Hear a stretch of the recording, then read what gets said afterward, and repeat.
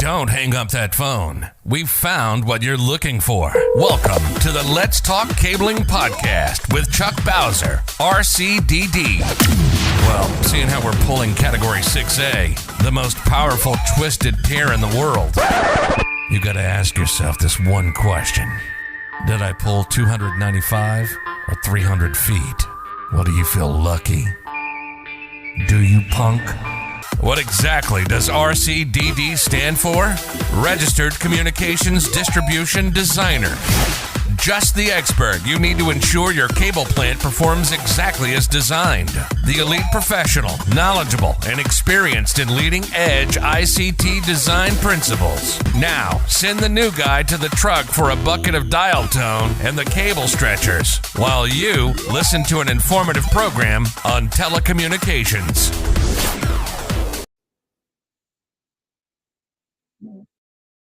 There we go.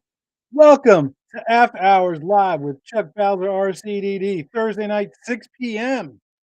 This is a regular Thursday night thing. So somebody just asked me, I'm broadcasting on TikTok as well.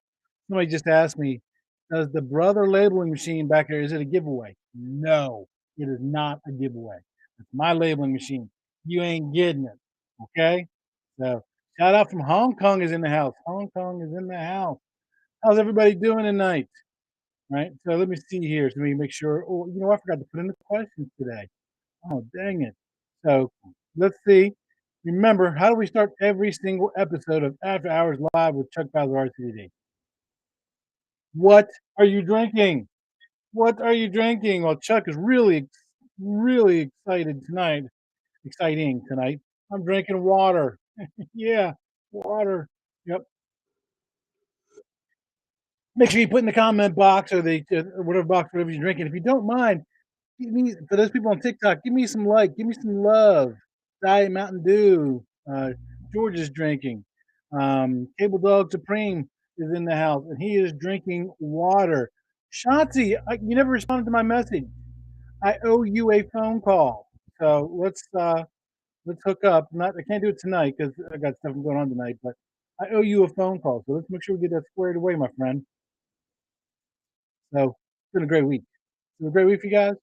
For those who don't know, again, I'm broadcasting on TikTok, LinkedIn, YouTube, and Facebook. Next week, I'm going to be adding um, Instagram to that. Steve Cowles is in the house. He is drinking wine. Steve, what kind of wine, Steve? Is it a Merlot? Is it a Chardonnay? Do you know one of my hobbies is to make my own wine? Yeah, it's actually a pretty cool hobby. So let me see. Anthony Russo's in the house. Oh, Romeo. Why did I say I even went the guy named Anthony Russo. I apologize. Anthony Romeo is in the house. He's drinking black coffee. Anthony, give a shout out for your content, and I'll highlight it. And Teresa is in the house as well. Teresa is a former guest. Well, not former. She can come anytime she wants.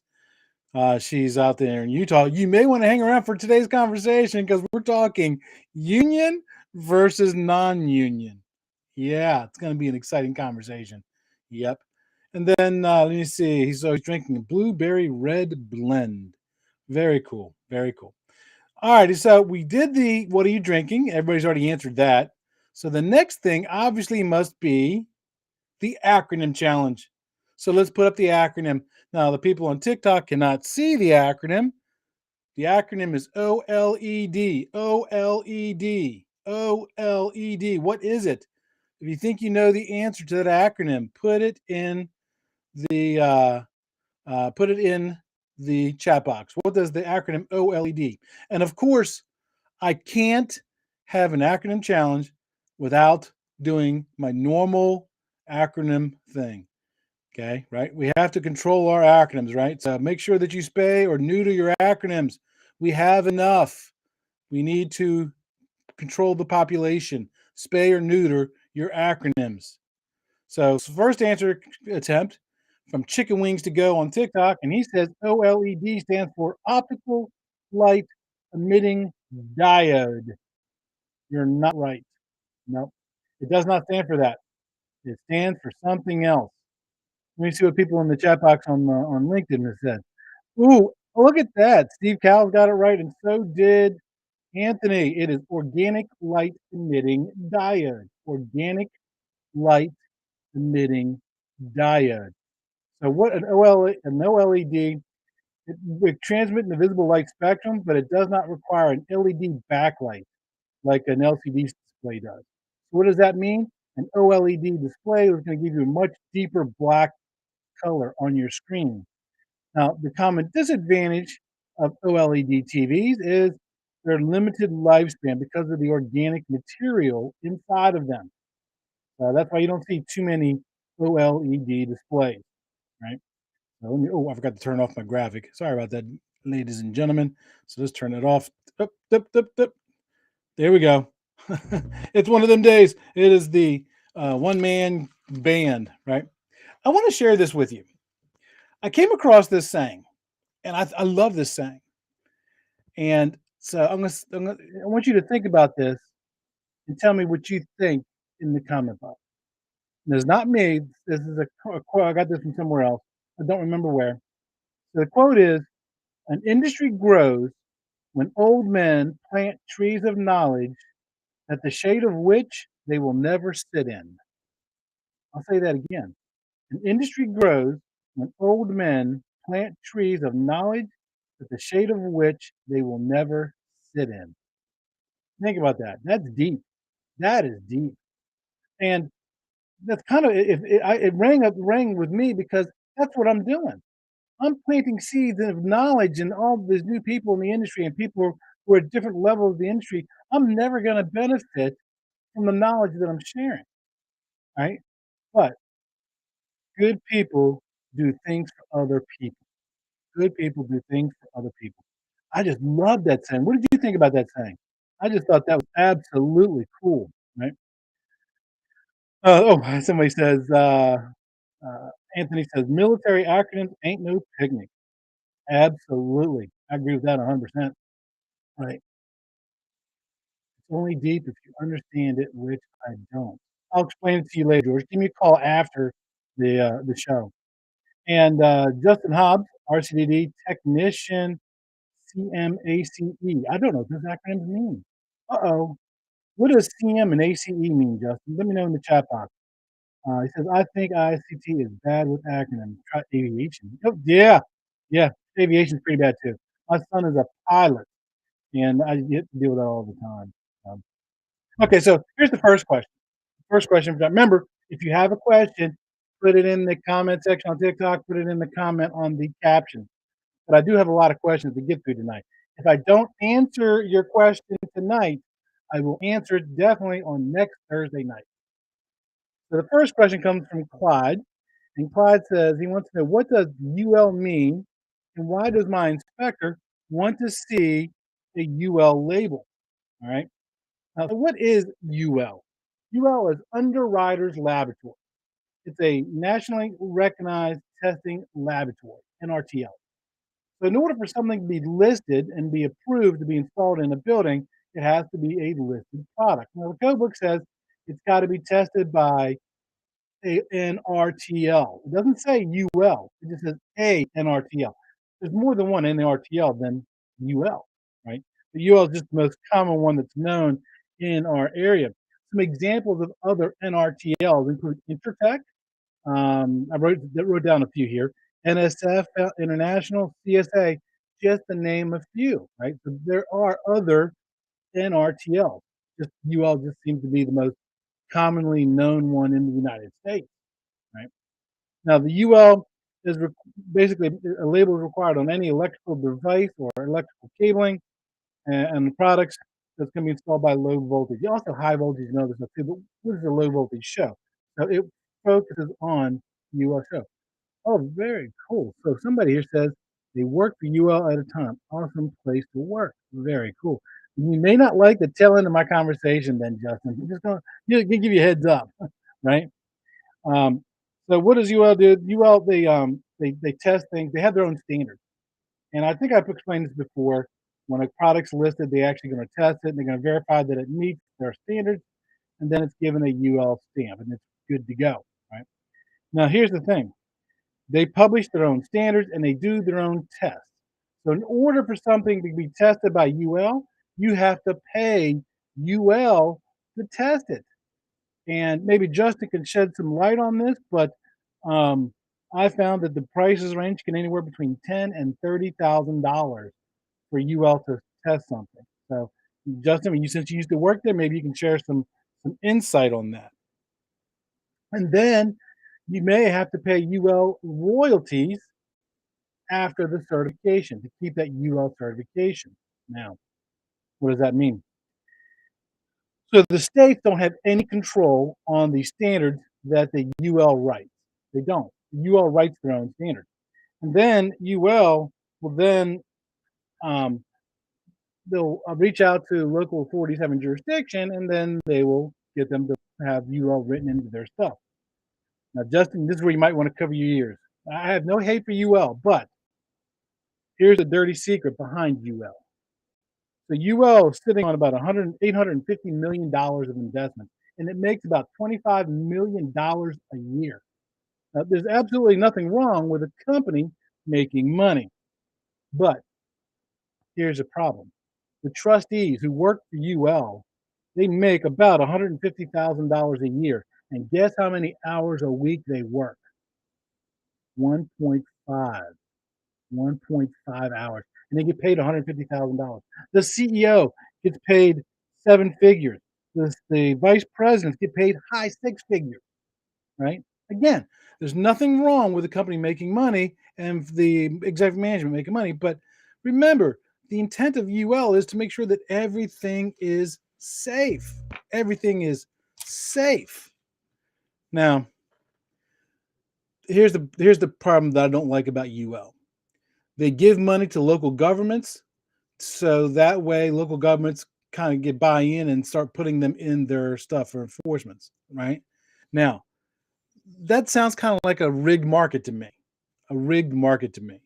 Now, a lot of people think, well, it's for safety. It's for safety. Okay, I agree with that 100%. But look outside of the U.S. The UL is not used predominantly outside the U.S. Outside of the U.S., for example, I wrote it down here. Where is it? In Europe, they use the CE mark. The CE mark. And the CE mark is a self-testing mark, much like the FCC, and it's going to make sure that the product is fast, cheap, and simple, or the process is fast, simple, and cheap. And guess what?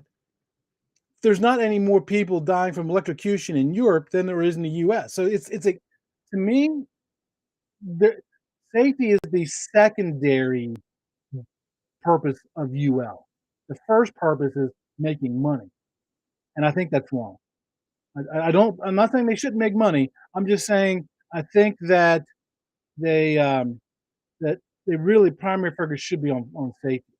And if you make the entry to barrier so expensive for testing, $10,000 to $30,000, there's smaller companies. Like for example, there's a fire stop company called Unique Fire Stop Systems. They've been around for years, but there was a small little company.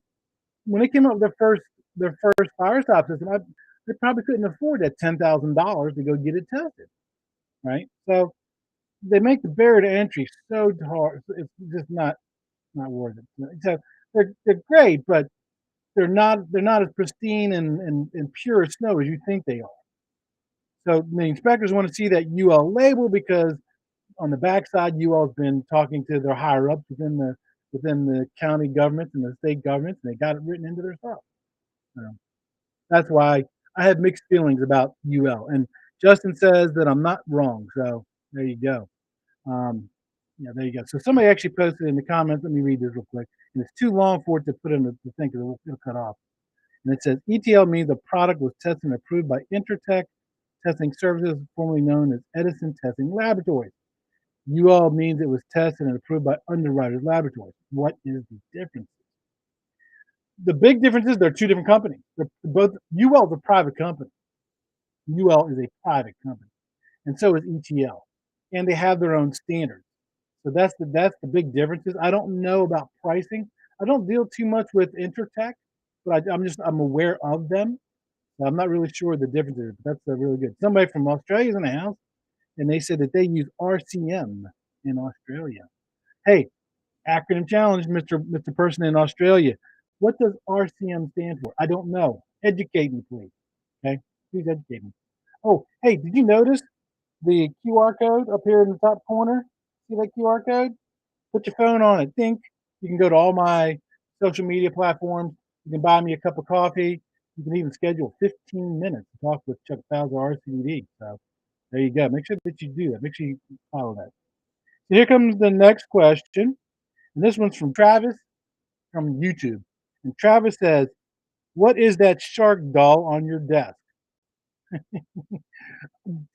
You guys crack me up. You crack me up. So what he's talking about is the shark doll right here. Okay. This shark doll is actually his nickname is Finn the Shark. Finn the Shark. Now Finn the Shark, I used to travel with him when I used to go around the country teaching classes, and I'll be doing it again soon. I brought him with me so that way I could take pictures of him at cool places. And he had his own Instagram account. Matter of fact, it's still up. You look up Finn the Shark on Instagram, it's still there. And I would take pictures of him at cool places. And the reason I did that is because I was doing all these business trips, going to all these cool places, and I would literally just fly in, drive to the airport, teach the class, drive back to the airport. I didn't get to see any of the local towns, right? So what I did was this forced me to get out of my comfort zone and go look at cool places, right? Right. So that's why I really, really like. Oh! I remember you. I remember you were there with the guy with, and we talked about the airport stuff. I absolutely remember you. Absolutely remember you. So that's what Finn the Shark is. Now Finn the Shark, there's actually two of them. There's Finn the Shark and Finn the Shark Junior. This is the junior. I lost the senior. And Finn the Shark Junior had to have surgery. I'll see if I can't point it. See, his arm broke, and I actually had to super glue it. See how his arm broke? I had to super glue him. So yeah, if you go to Instagram, you look up Finn the Shark Jr., you'll find his account. I don't post much there anymore because I haven't been traveling a lot lately. But when I start traveling again, I will. I'll start doing them again. Next question. Here comes the fun one. This one comes from Andy in an email. And Andy wants to know, Chuck, which is better, union or non-union? Union or non-union? Now, this was such a cool question. I actually did a post on TikTok, a poll question. And right now, last time I looked at it, it's running about 60-40. 60% saying non-union, 40% saying union. And I have a unique perspective on union because I've worked for a lot of companies in my career, union and non-union. I've worked, as an installer in the field and as a manager who wasn't in the union, but I had to manage union people. I've got a kind of unique view about it. And I've worked for both large and small companies. First, I want to do is I want to dispel the myths. Okay, let's get this right out of the gate. Some people will tell you union workers are lazy. They drive up costs. They drive inflation. And these are all comments from that TikTok post, the poll that I just told you about. Right? That's not true. I've worked with some union people, some union technicians that were top notch. I've also worked with some union people that were blithering idiots. But guess what? I've also worked with some non-union people who were top notch and some non-union people who were blithering idiots. People are people. You're going to find good people. You're going to find mediocre people. It doesn't matter if they're union or non-union. Okay. Just because somebody in union doesn't mean they're better than somebody who's a non-union, and vice versa. Right? No, vice versa. So let's get that right out of the gate. Right. And then another one you'll hear too is, well, you know what? You want quality work, you got to use union people. No. There are union people who do good quality work. There's some non-union people who do good quality work. There's some union people who do some poor quality work. And there's some non-union people who do poor quality work. Okay? People are people. Get over it. There are good unions, there's bad unions, there are good companies, there's bad companies. Now, what do I think about unions as an employee, as a union employee? I like unions as an employee because guess what? It sets the ground rules that both parties are going to operate under. There's no ambiguity, right? If you work, and every union contract is different, right? So let's just say that your union contract says if you work more than 8 hours a day, you get paid overtime. regardless if you hit 40 hours or not, right? It's written down in stone. There's a contract, so you know exactly what to expect. I love that as an employee. Another advantage to working as an employee, as a union employee, is the dismissal process. As a non-union employee, you can be pretty much terminated for whatever reason. You don't even have to have a reason to dismiss somebody who's not a union. But if somebody's a union member, there's a very specific process that has to be followed in order to get rid of that employee.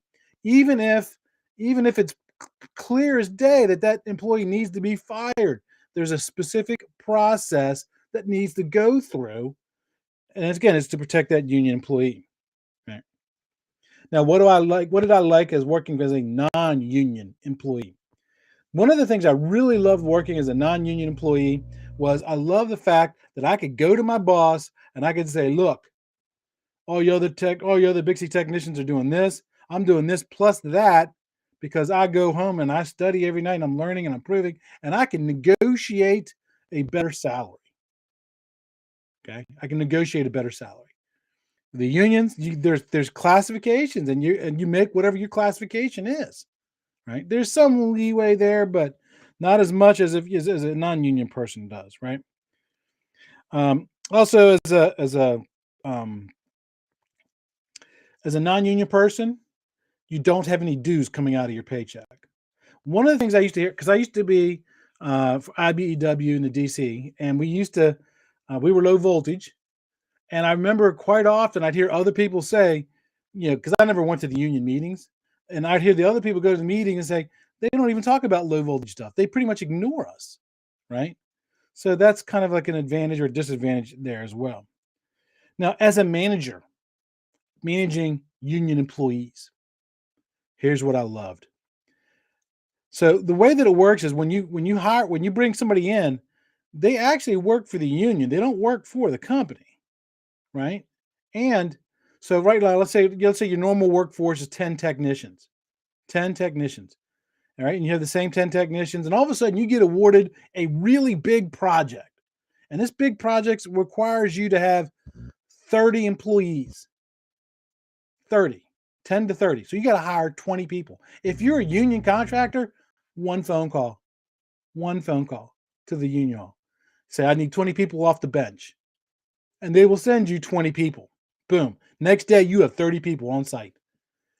As a non-union company, you got to go through the hiring process. And then you know how long it takes to hire one person? Not 20? It takes a long time. And here's another beautiful thing as a manager of union employees, if you bring those 20 people in, and let's say one or two of them, right? One or two of those union people coming in, they're just not that good. You can send them back and get them replaced with other people as long as you do it within a certain time frame. And every union contract is different. Some might say 24 hours, 48 hours, 72 hours. If you can send somebody back within a time frame, they'll send you another one, and boom, and you're off and running, right? So that's the advantage of working as a manager of union people. And I'll tell you something else. And I was doing a project in Niles, Ohio, and I was doing low voltage contract. We were coming in under a suitcase agreement. We were using people. We brought in some of our local people, but we used people from the local bench to fill out the rest of the crew. We were out there doing work, and we were doing voice cabling, data cabling, and we were doing the cabling for the speaker system, for the sound mask. Well, the IBEW, the local electrical guy, said, "No, that's our work," and they started to cause a problem. So I went to my local union rep as the manager. I said, "Look, the local union hall is saying that this is the electrician's work, and it's really our work." And the local union rep said, "You're absolutely right. I'll go deal with them." One phone call, it was squared away. That's as a manager, you got a lot of stuff on your plate. So I guess my real point is when it comes to unions or non-unions, both are good, both are bad. Everybody's different, right? There are some advantages and there are some disadvantages. You just got to weigh them.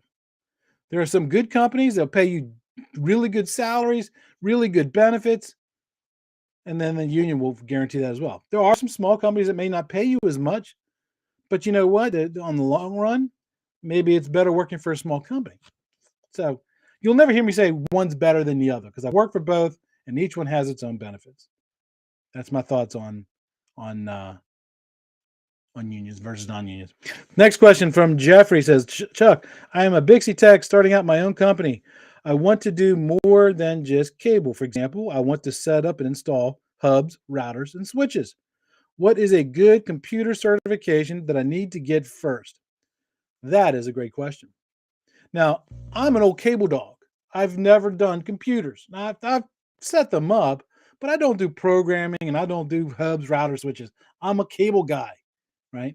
So if you got one of those cable certifications that you think Jeffrey needs to do, put that in the chat box and I'll relay that back to him. I honestly don't know. And what I'm going to do is this question prompted me to invite a guest on next week's show.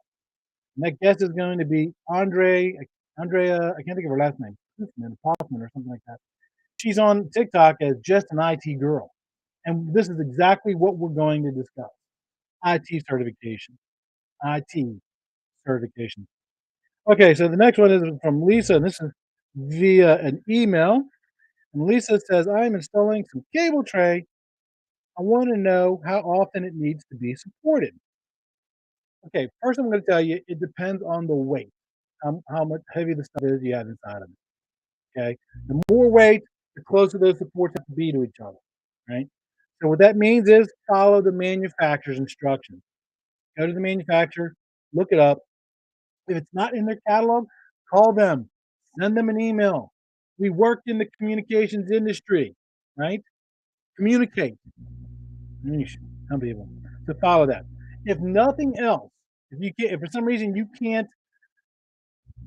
get the manufacturer online or whatever, the worst case scenario, you want to support that cable tray at 5-foot centers and within 2 feet of each side of a joint. Okay, no more than 5 feet and within 2 feet of each joint. Now, make sure you install it the right way. Okay, I saw a picture on Instagram this week. And I love pictures. If you're on social media, you're on TikTok, you're on Instagram, and you're taking pictures of your work, tag me in it so I can go look at it and I can give you some kudos, right? Now, this particular person, they put in wire basket tray, but they put it in upside down. You heard me right, upside down. Yeah. Oops. No, I didn't. I didn't say anything to the person in the chat. I sent them a direct message and said, "Hey, your basket tray is upside down. Just so you know, right?" So I live by the rule: praise in public, and then correct in private, right? It doesn't. If you see me do QA, I always do that. Hey, you did this, and this really good. Here's where you can improve for further things. As a manager, as a QA person, that's the best way to get that. And also make sure that you bond it to a ground. Bond it to a ground, right? And the reason for that is you want to make sure that again, if any voltage gets imposed on that cable tray, it has a safe pathway being dispersed so no equipment gets damaged and nobody gets hurt. Make sure that you bond it to the ground. So we had some good suggestions coming in. So so Justin says that Jeffrey should be looking at his CCNA. Who is this? This is Cable Dog Supreme, one of my mentees. CompTIA, Cisco, and AWS certification. Justin Hubbs also came back with CompTIA, is also a good starting point. In the chat box on TikTok, Chicken Wings to Go and George both say A+ certifications. Also full stack CCNA. So there's a lot of certifications. Again, I don't know much about computer certification, so I'm going to be looking for just an IT girl to really give me some tips. So make sure you catch next Monday's show because that's going to be really cool. I'm interviewing her tomorrow on my lunch break, but then it'll be I'll work on it over the weekend. It'll post on Monday nights. I always post the podcast on Monday nights. Right. Sometimes I post them beforehand, but then I schedule them to come out Monday nights. All righty, we are at 6:29, so we're officially at 29 minutes. So we're at our 30-minute mark. I had a lot of fun tonight. Let me do a quick scan, see if there's any questions in here that I did not cover. Okay. Nope, I did cover them all. All righty. See everybody next Thursday night. And remember, until next time, knowledge is power.